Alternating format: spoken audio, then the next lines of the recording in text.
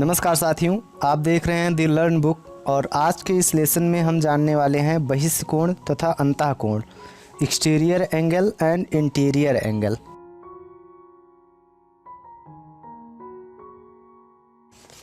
तो आइए प्रथमतः देखते हैं कि एक्सटीरियर एंगल और इंटीरियर एंगल होते क्या हैं।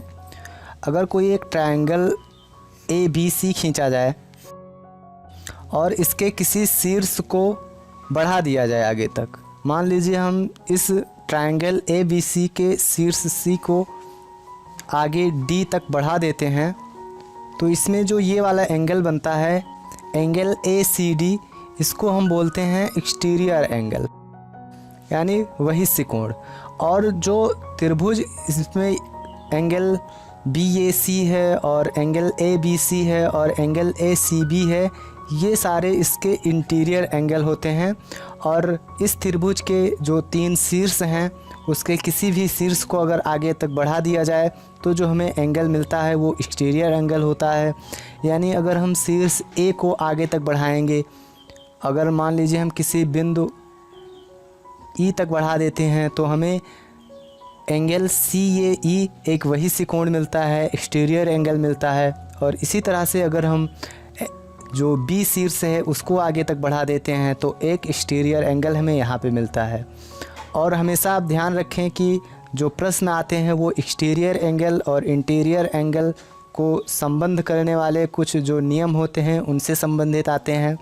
जैसे जो एक्सटीरियर एंगल होता है, अगर एक्सटीरियर एंगल को हम EA से प्रदर्शित करें और इंटीरियर एंगल को IA से प्रदर्शित करें तो जो इनका योग होता है वो हमेशा 180 डिग्री होता है। और एक जो त्रिभुज होता है, जो कोई भी जो ट्रायंगल होता है, उनके तीनों कोणों का योग होता है हमेशा 180 डिग्री।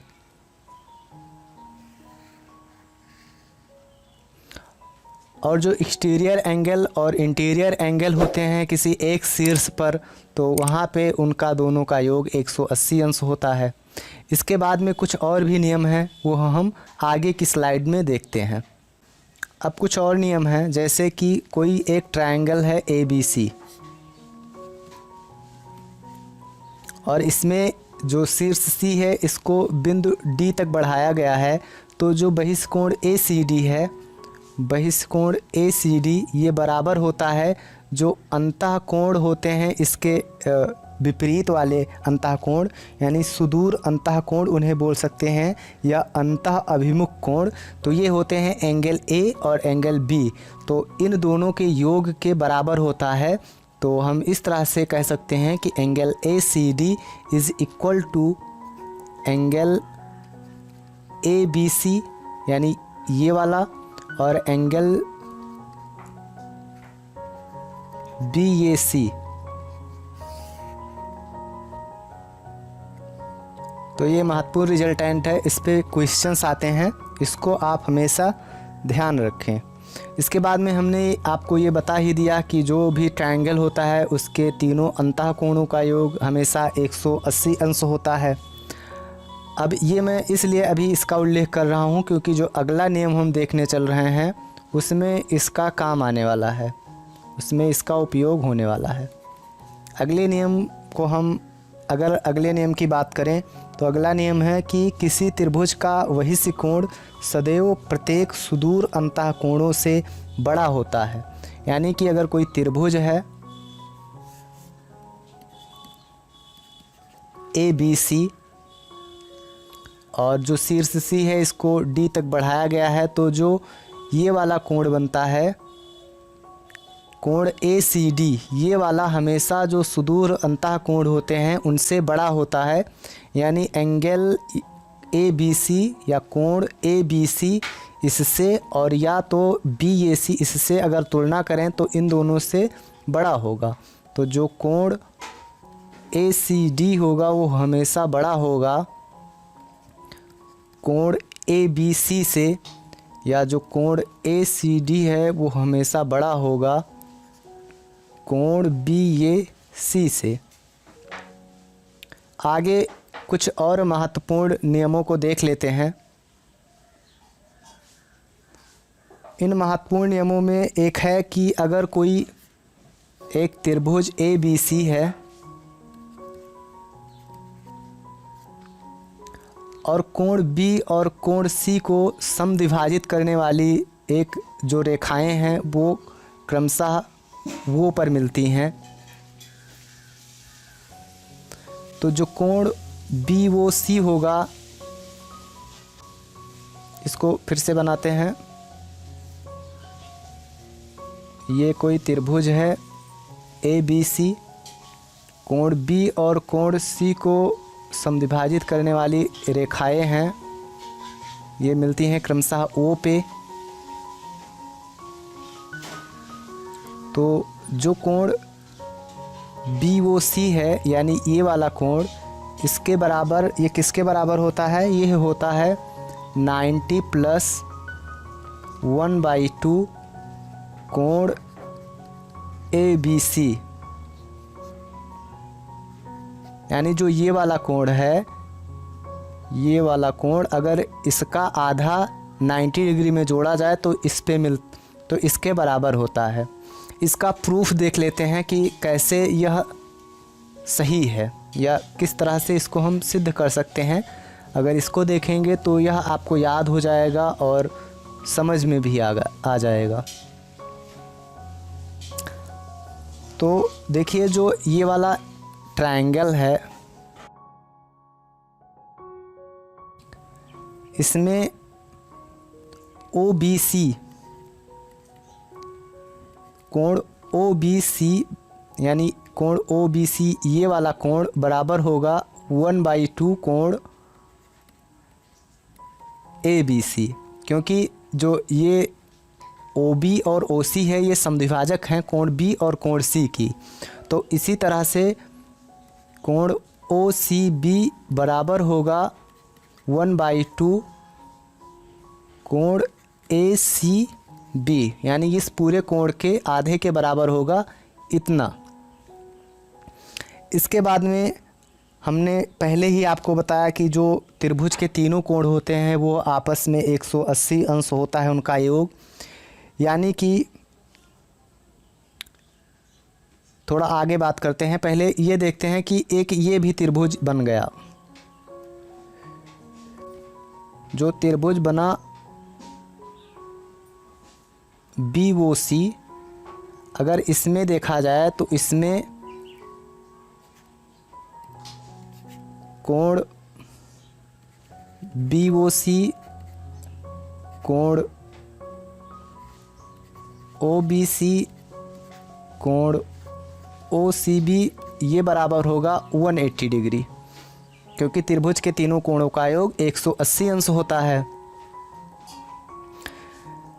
तो अगर हम ओ बी सी और ओ सी बी की वैल्यू रख दें तो ये हो जाएगा कोण बी ओ सी धन कोण, अब इसकी वैल्यू हमने ओ बी सी की निकाली है यहाँ पे और ओ सी बी की निकाली है यहाँ पे, तो 1/2 कोण ओ बी सी, सॉरी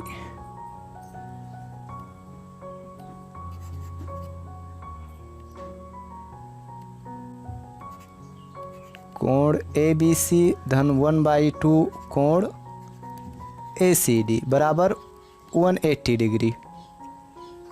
अब यहाँ पे आप समझने की कोशिश कीजिए, हम इसको समीकरण 1 मान लेते हैं। फिर आगे बढ़िए, तो जो पूरा कोण ए बी सी है, अगर उसमें भी देखा जाए तो एंगल बी ए सी धन एंगल ए बी सी धन एंगल ए सी बी, ये बराबर होंगे 180 डिग्री के। और अगर इनका आधा कर दिया जाए, यानी 1/2 एंगल बी ए सी धन 1/2 एंगल ए बी सी धन 1/2 एंगल ए सी बी बराबर 90 डिग्री, क्योंकि 180 डिग्री का भी आधा हो जाएगा। अब अगर हम समीकरण फर्स्ट से जो वैल्यू है वो इसमें पुट कर दें, अगर इसको हम इक्वेशन सेकंड मान लें तो क्या होगा? हम ऊपर वाली चीज़ें इरेज कर रहे हैं।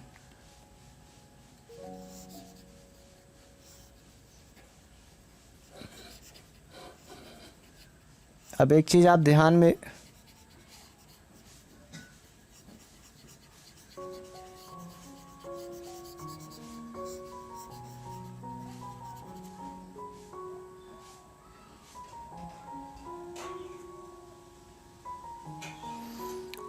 अब जब हम इसकी वैल्यू इसमें रखते हैं, इक्वेशन 1 की वैल्यू इक्वेशन 2 में जब पुट करते हैं तो हमें कुछ इस तरह से मिलता है 1/2 angle BAC plus 180 degree minus angle BOC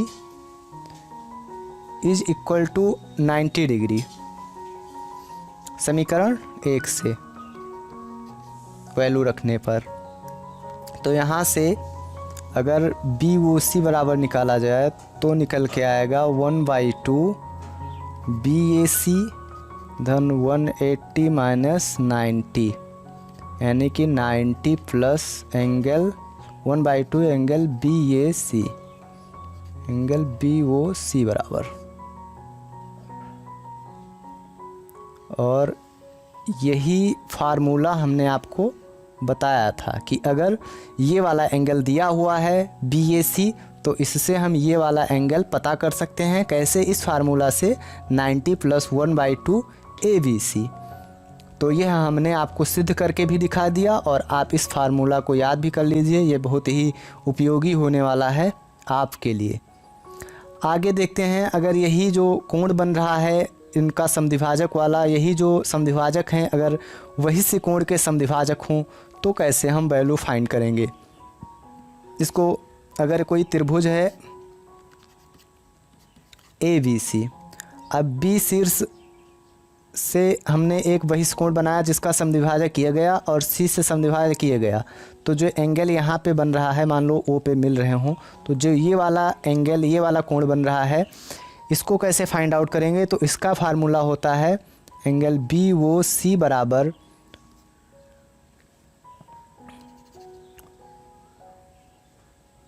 -90 minus 1/2 angle A, यानी जो ये वाला एंगल है उसका आधा।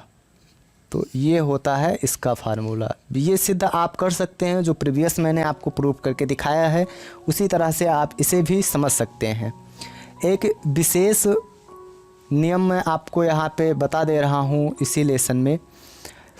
अगर कोई एक त्रिभुज है ABC एक कोई त्रिभुज है और इसमें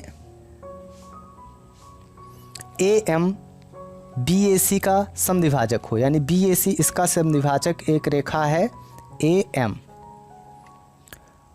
और इसके बाद में AN BC पर एक कोई लंब रेखा है, तो यहाँ पे जो ये वाला एंगल बन रहा है इसके बराबर होता है, यानी कि एंगल MAN ये बराबर होता है 1/2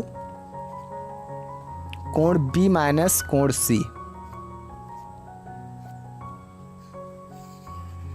कोण B माइनस कोण C का आधा बराबर होता है कोण MAN के। तो ये विशेष नियम है, आप इसको भी ध्यान रखिए, इससे भी प्रश्न परीक्षाओं में पूछे जाते हैं। तो इस लेसन में बस मुझे उम्मीद है कि यह वीडियो आपको पसंद आया होगा। अगर आपको यह वीडियो पसंद आया हो तो इस वीडियो को लाइक कीजिए, सब्सक्राइब कीजिए चैनल को और इस वीडियो को शेयर कीजिए। और अगर आप इस चैनल पर नए हों तो इस चैनल को सब्सक्राइब कर लीजिए, क्योंकि इसी तरह के बेहतरीन वीडियोज़ मैं आपके लिए लेके आता रहता हूँ। थैंक यू गाइस, जय हिंद, वंदे मातरम।